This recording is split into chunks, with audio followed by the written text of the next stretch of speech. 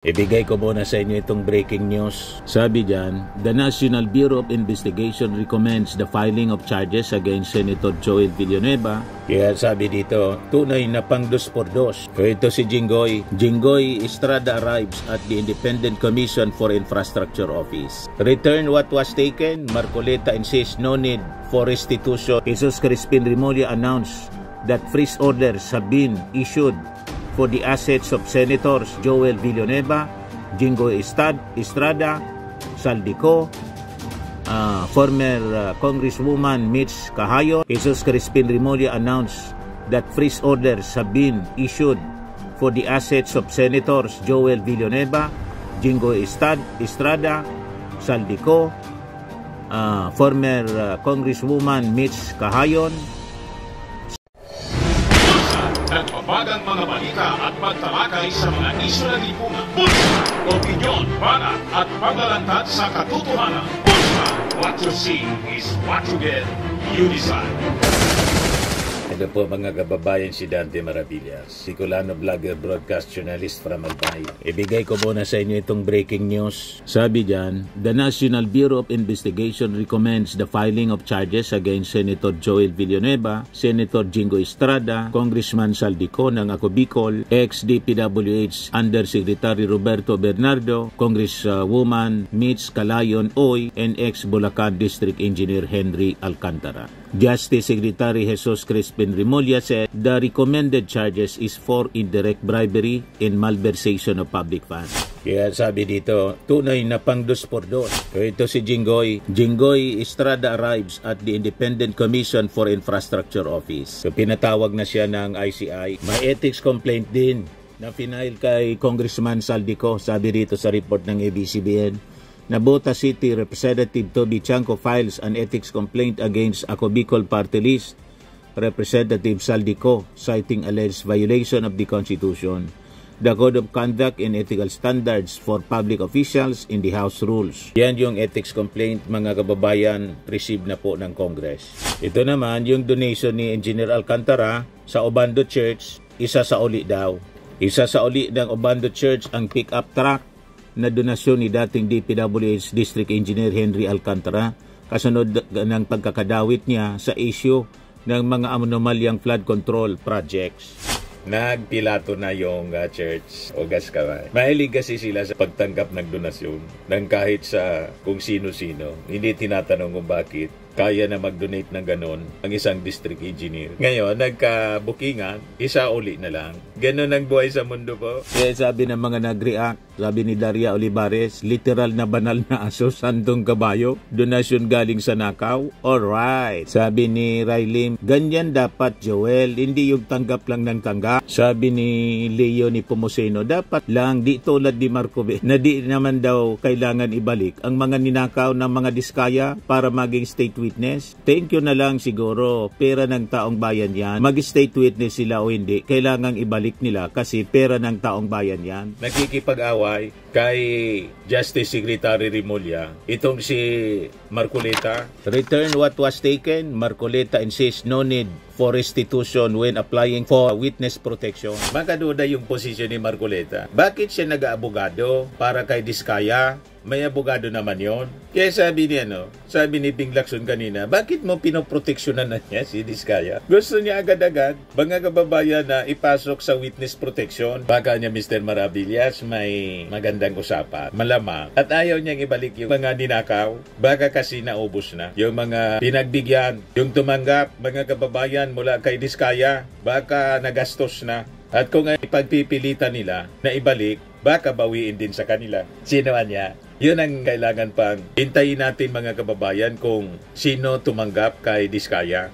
Ayaw ng restitution ni Marcoleta. Kasi ba naman niya Mr. Maravillas, pag kailangang ibalik, di siyempre yung mga binigyan ng mga politiko, sisingilin ni Diskaya, binabawian niya sa amin, pinapabalik. Ibalik din ninyo yung mga tinanggap ninyo. Kabit-kabit, mga kababayan. Ang nasa likod talaga po nito, mga politiko, Ginamit nila yung mga DPWH officials, pati yung mga kontraktor. Nagkasabuatan talaga. Pero ang pinakang author nito, mga politiko, congressman, senador, na nagkikinabang po dito sa mga insertions. Yan ang malinaw sa kwento. Tama si Ping Lacson, ang original sina niya doon sa sponsor. It could be the Congress, congressmen, or some senators. Na yung iba mga kababayan, na pangalanan na si Joel Villanueva, si Jingo Estrada, at nakadagdag mga kababayan si Bong Revilla. Hindi pa talaga safe si Jinggoy. Pinapa-file na yung dalawa ng kaso.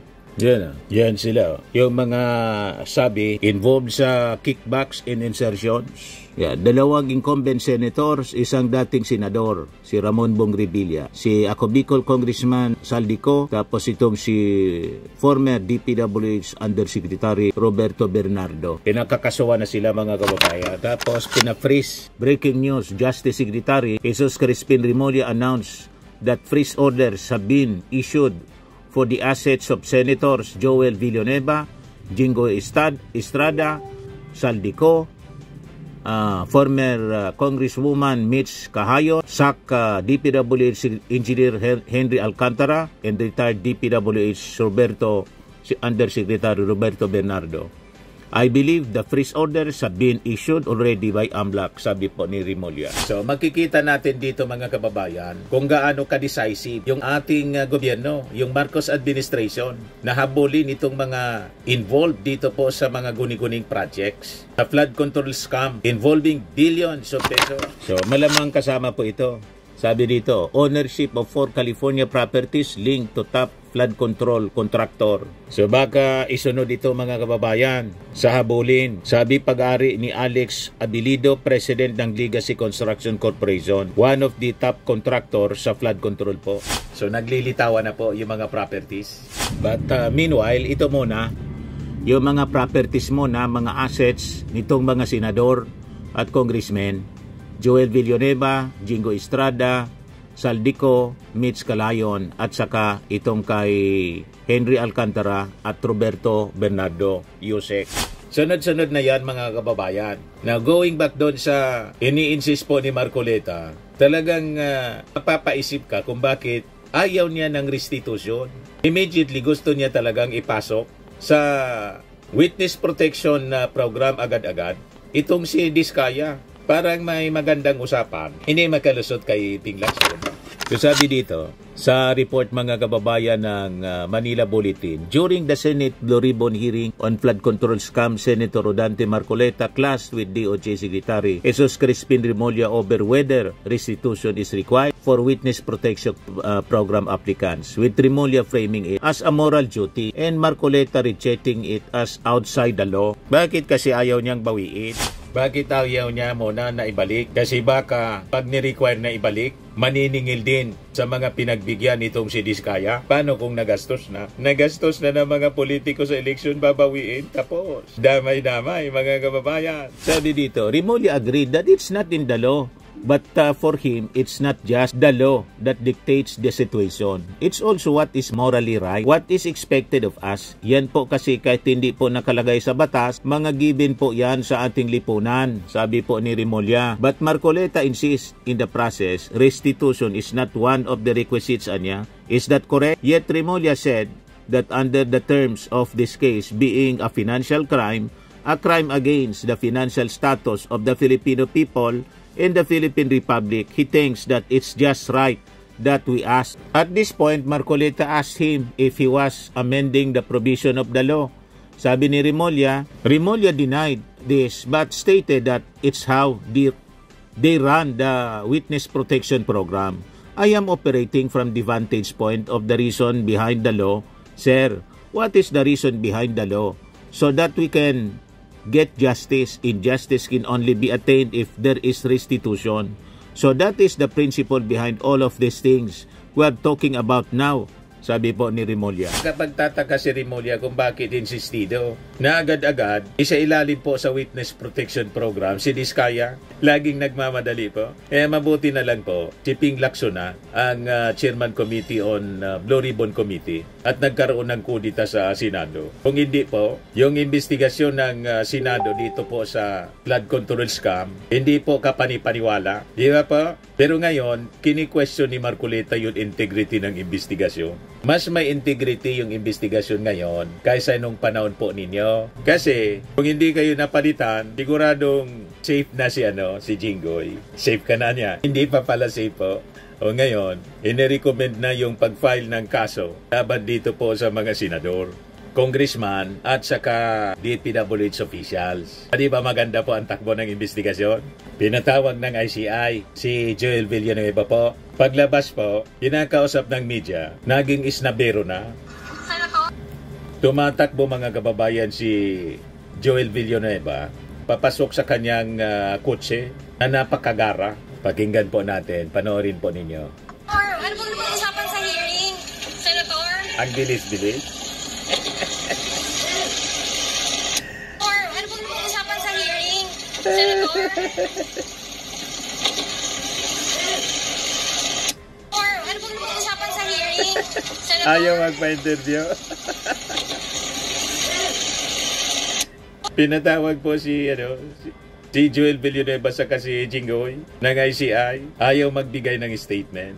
Gusto niya dumaldal mga kababayan sa Blue Ribbon na dapat nga nag-inhibit sila kung may delikadesa. Nag-inhibit sila sa investigasyon po. Saan ka nakakita na sinasabit sila sa mga anomalyang to? Tapos kasama sila sa nagtatanong. Iniimbestiga nila yung sarili nila. Kung may delikadesa, kaya lang po wala na talagang delikadesa yung mga taong ito. Harap-harapan po ang kakapalan ng muka, mga kababayan. Total display ng pagkakapal. Ito na sila ngayon, mga kababayan. Kaya sabi dito, malapit na silang managot, matakot ng mga kurakot. Ngayon lang ito, sa panahon ng ating Pangulong Bongbong Marcos. During the previous administrations, wala mang presidenteng gumawa nito.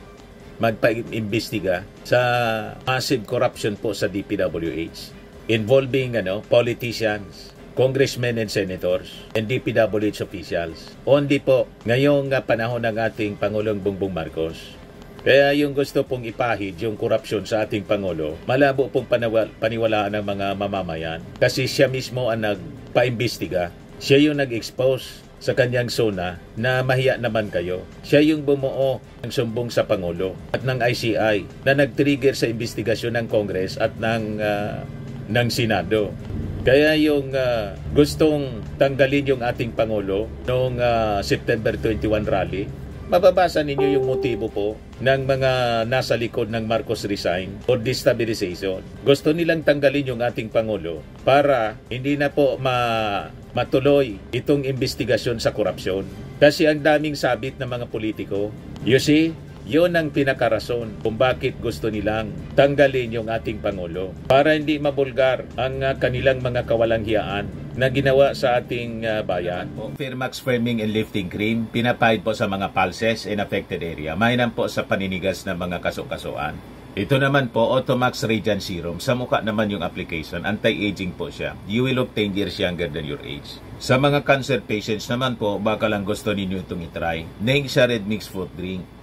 Hindi mo po siya gamot, food supplement siya. Kaya lang, gawa siya mga kababayan sa goji berry. Yung goji berry, may anti-cancer properties. O ngayon, yung mga inquiries ninyo, dumiritso na lang kayo sa aming messenger sa Facebook para masagot namin agad. Ayos pa? Ayos na ayos niya, Mr. Maravilla. Sa mga naghanap po ng malinis and spacious fitness gym, pumunta lang po kayo sa aming Colossal Fitness Gym. May Grab car rental din po kami. But anyway, ito po pala yung aming bagong product na binibenta online. I am worldwide amazing pure organic barley powdered drink mix from Australia. Negosyo to ng aking anak na architect entrepreneur Riz Maravillas. Ayan po. Kontakin na lang po ninyo siya, Riz Maravillas on Facebook. Ang mga health benefits niya, boost immunity, improves digestion, enhance energy levels, packed with antioxidants, prevent cancer. Ito naman po yung bago naming product na binibenta online. Eye Glow Serum, whitening po siya. Tingnan ninyo yung epekto sa aking anak na architect before and now. Yung mga inquiries po ninyo, dumiretso na lang kayo sa kanyang Facebook account, Riz Maravillas.